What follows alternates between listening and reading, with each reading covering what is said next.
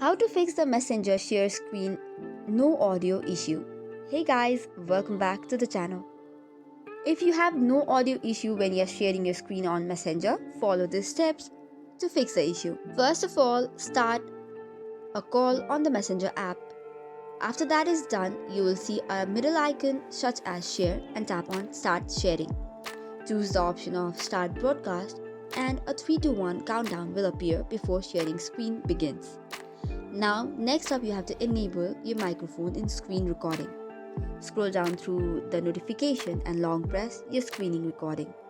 Thereby, you should see an option of record sound. This is automatically turned off or disabled whenever you start sharing the screen. So tap on the option and then tap on microphone. Once this is done, if you check, your sound issue should be fixed on the Messenger call. So that is all for today's video. For more such contents, do not forget to hit the like and subscribe button. Thank you and keep watching.